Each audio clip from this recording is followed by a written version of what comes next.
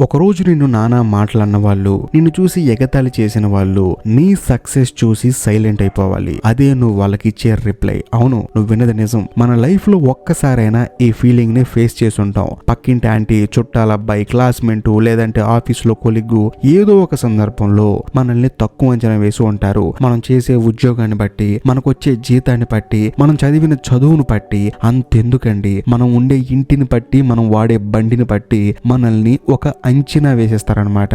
అలా వేసినప్పుడు ఏంటంటే వాళ్ళు మనల్ని తక్కువ చేసి మాట్లాడతారు. అలా మాట్లాడినప్పుడు మనలో ఉన్న కాన్ఫిడెన్స్ అనేది చాలా అంటే చాలా తగ్గిపోతుంది. ఒక్క మొక్కలో చెప్పాలంటే పాతాళంలోకి వెళ్ళిపోతుంది. గుర్తెచ్చుకో, ఆ రోజు నీకు ఎంత కోపం వచ్చిందో, రాత్రంతా నిద్ర పట్టకుండా ఎంత బాధపడ్డావో, కళ్ళల్లో నీళ్లు తిరిగిన ఆ క్షణం నువ్వు నీ మనసులో ఏమనుకున్నావో, వీళ్ళకి ఎలాగైనా సరే నేనేంటో నిరూపించాలి, నా సత్తా ఏంటో చూపించాలని చెప్పేసి ఖచ్చితంగా మీరు అనుకునే ఉంటారు. చాలా మంది అక్కడ ఏడుస్తారు, బాధపడతారు, డిప్రెషన్ లోకి వెళ్ళిపోతారు. అది తప్పు కాదు, కానీ అక్కడ నువ్వు ఒక పవర్ఫుల్ డిసిజన్ తీసుకోవాలి. ఎందుకంటే ఆ అవమానం అనేది నీకు ఇన్సల్ట్ కాదు, అది నీకు ఎక్స్ట్రా ఫ్యూయల్ లాంటిది. అంటే నీ ఇంజిన్ ని ఫుల్ స్పీడ్ తో పరిగెత్తించి ఒక కిక్ స్టార్ట్ లాంటిది.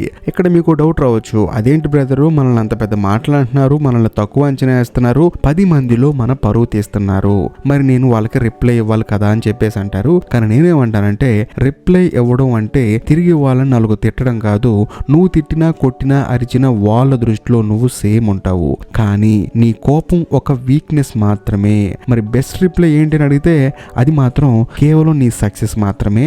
ఒక చిన్న కథ చెప్తా. నా ఫ్రెండ్ ఒకడు ఉండేవాడు, బాగా చదువుతాడు, కానీ కొంచెం లావుగా ఉండేవాడు, అద్దాలు ఉండేవి. ఆఫీసులో ప్రెజెంటేషన్ ఇస్తుంటే కొందరు పక్కన కూర్చొని అబ్బో హీరో గారి ప్రెజెంటేషన్ చూడండి అని చెప్పేసి తనని ఎటకారంగా మాట్లాడేవాళ్ళు. వాడు పాపం నవ్వుతూ ఉండేవాడు, కానీ లోపల చాలా బాధపడేవాడు. ఒకరోజు వాడు నాతో ఇలా అన్నాడు, వాళ్ళు నన్ను చూసి నవ్వటం ఆపరు, కానీ నేను కూడా నా గ్రోత్ ని అస్సలు ఆపను. వాడు ఏం చేశాడంటే ఆ నవ్వులని, ఆ ఎగతాలని అంతా ఫోకస్ గా మార్చుకున్నాడు. నెంబర్ 1, డైవర్షన్ లేదు. పార్టీలు, పబ్బులు, టైం వేస్ట్ చేసే సోషల్ మీడియాలు ఇవన్నీ తగ్గించుకున్నాడు. మొబైల్ పక్కన పడేసి ప్రొడక్టివిటీ మీద దృష్టి పెట్టాడు. ఈ టైంకి లెగవాలి, ఈ టైంకి పడుకోవాలి, ఏ టైంకి పని చేసుకోవాలని చెప్పేసి తన ప్రతి ఒక్క నిమిషాన్ని చాలా పద్ధతిగా వాడుకున్నాడు. ఇంకా రెండో పని ఏంటంటే డబుల్ వర్క్. ఆఫీసులో అందరూ పడుకున్న టైంలో కూడా వాడు కొత్త స్కిల్ నేర్చుకునేవాడు. రోజుకి 2 గంటలు ఎక్స్ట్రా కష్టపడ్డాడు. కష్టపడటం ఎవరి కోసం? వాళ్ళ కోసం కాదు, నీ నిజమైన సక్సెస్ కోసం. ఇంకా మూడో పాయింట్ వచ్చేసి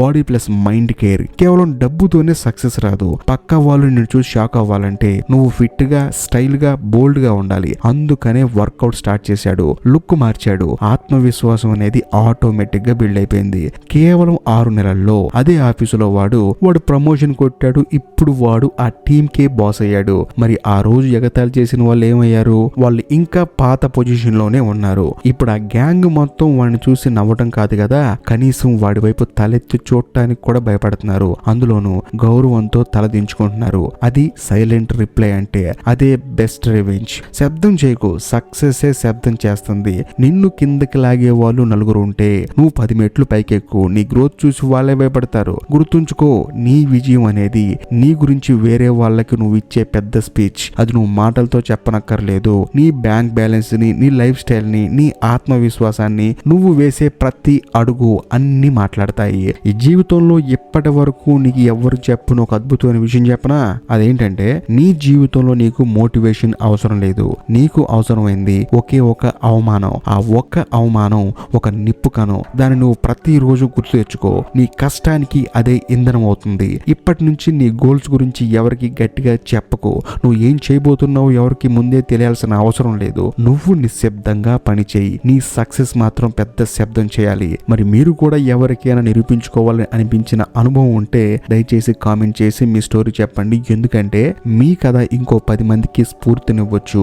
మరిన్ని మంచి వీడియోల కోసం మన ఛానల్ ని సబ్స్క్రైబ్ చేసి బెల్ ఐకాన్ ప్రెస్ చేయండి. మన జర్నీ ఇక్కడి నుంచి స్టార్ట్ అవుతుంది.